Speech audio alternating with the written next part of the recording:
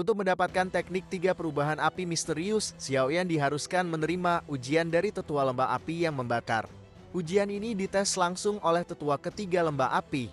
Setelah bertukar gerakan hingga 10 teknik, Xiaoyan akhirnya berhasil lolos tes ini, mendapatkan hak untuk mempelajari teknik 3 perubahan api misterius. Sesuai janji, Xiaoyan dibawa ke aula teknik lembah api yang membara. Memasuki perpustakaan dan naik ke lantai 3, Xiaoyan akhirnya melihat sebuah bola kristal merah. Tang Zhen menjelaskan kalau di bola kristal inilah teknik 3 perubahan api misterius tersimpan dan juga ada sisa ingatan kepala lembah api dari berbagai generasi. Xiaoyan berterima kasih banyak atas kebaikan Tang Zhen. Lalu Xiaoyan pun memasukkan seutas jiwanya ke dalam kristal tersebut. Begitu tangan Xiaoyan menyentuh bola kristal merah, sesuatu yang menakjubkan muncul. Cahaya merah yang agung ini seperti penanda bahwa Xiaoyan adalah orang yang ditakdirkan untuk menerima warisan teknik ini. Keadaan istimewa seperti ini membuat Tang Howard terkejut. Ia menanyakan pada ayahnya bagaimana hal ini bisa terjadi. Tang Zhen juga tidak memiliki pengetahuan yang dalam tentang hal ini. Ia hanya menyebutkan kalau kristal merah ini dibuat oleh leluhur pendiri lembah api mereka. Orang terkuat di benua di masa lampau, leluhur Xiaoxuan. Adapun Xiaoyan di alam kesadarannya, Xiaoyan terus menyerap semua informasi yang ada. Sesudah 1 hari barulah Xiaoyan bangun. Xiaoyan telah mendapatkan versi lengkap dari teknik 3 perubahan api misterius. Tidak ada lagi yang diperlukan di lembah api yang membakar, jadi Xiaoyan berpamitan pergi. Xiaoyan kemudian kembali ke kota Tianhuang. Xiaoyan tiba di klan Liu dan segera menemui Liu Qing dan Li Nian. Xiaoyan langsung ke topik utamanya, yaitu menanyakan apakah Liu Qing telah mengetahui lokasi dokter peri kecil dan Xinlan. Sebelum berangkat ke lembah api, Xiaoyan telah meminta agar Liu Qing menyelidiki keberadaan dokter peri kecil dan Xinlan. Nah, sekarang nampaknya Liu Qing telah mendapatkan hasilnya. Liu Qing menjelaskan kalau Xinlan adalah anggota klan Ye, nama lengkapnya ialah He Xinlan. Keluarga Ye ini adalah satu dari 5 klan yang terkait dengan Pil Tower.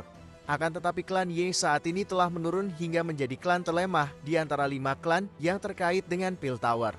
Adapun informasi untuk dokter peri kecil, ini adalah informasi yang terbilang buruk.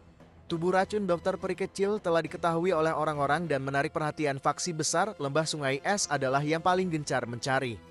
Dikabarkan dokter peri kecil telah bertukar pukulan dengan ahli dari Lembah Sungai Es, meskipun berhasil melarikan diri. Dokter peri kecil saat ini dalam keadaan terluka. Ini menjadi masalah yang darurat. Lembah Sungai Es adalah faksi besar yang tidak kalah dengan lembah api yang membara.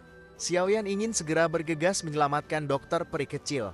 Yang dilakukan Xiaoyan pertama ialah mendatangi Xinlan, karena kemungkinan Xinlan mengetahui lebih banyak informasi mengenai dokter peri kecil. Xiaoyan menempuh waktu 5 hari untuk sampai di kota Ye, tempat tinggal klan Ye.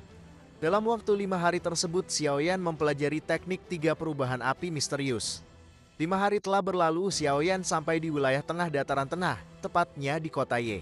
Begitu tiba di kota ini, Xiaoyan segera melihat selembaran kertas yang bertuliskan siapa saja yang dapat memberikan informasi mengenai wanita racun akan diberikan hadiah dari Lembah Sungai Es. Xiaoyan segera mencari informasi terkait dan mendapatkan informasi terbaru. Dokter peri kecil diketahui telah bertukar pukulan dengan ahli Lembah Sungai Es yang disebut Tetua Bing Yuan dan Bing Fu. Walaupun berhasil melarikan diri, dokter peri kecil juga terluka dan bersembunyi di tempat yang disebut aliran dewa yang jatuh. Kemudian sampailah Xiaoyan di kediaman klan Ye. Kediaman klan Ye saat ini dalam situasi yang penuh perdebatan. Ini karena reputasi klan mereka telah turun, maka dari itu beberapa tetua ingin menjodohkan Xinlan dengan seseorang dari klan Cao, satu dari 5 klan besar lainnya. Xinlan menolak keras perjodohannya saat seorang tetua ingin memaksa. Pada saat itu datanglah Xiaoyan. Xiaoyan datang tanpa terduga dan menerobos langsung ke aula pertemuan. Di sini Xiaoyan tanpa basa-basi langsung menarik Xinlan pergi untuk membimbingnya menyelamatkan dokter peri kecil. Tapi mengambil Xinlan di hadapan banyak ahli klan Ye tentunya tidak mudah. Tetua keempat klan Ye yang ada di ranah Douzong Bintang 1 mencoba menghalangi. Xiaoyan di sini sedang terburu-buru, jadi Xiaoyan bersikap tegas. Hanya dalam sekali serangan, tetua keempat itu terpukul mundur dan batuk darah. Tapi tidak sampai di situ saja, setelah tetua keempat mereka jatuh, 2 tetua lagi bergerak menghalangi. Kali ini 2 tetua ini ada di tingkat Douzong Bintang 2 dan 3. Xiaoyan masih sama bertindak tanpa ampun. Kali ini yang menghalau 2 tetua adalah boneka iblis milik Xiaoyan. Bintang 2 dan 3 Douzong tentunya tidak sebanding dengan boneka iblis Xiaoyan. Xiaoyan lalu memberi peringatan jika mereka mencoba menghalangi lagi, Xiaoyan akan benar-benar tanpa ampun. Setelah dua kejadian sebelumnya, klan Ye tidak berani lagi menahan Xiaoyan membawa Xinlan pergi. Kemudian setelah pergi, Xinlan memberikan informasi yang jelas tentang dokter peri kecil. Keduanya lalu menuju aliran dewa yang jatuh. Nah, di sini saja dulu. Terima kasih sudah menonton dan sampai jumpa.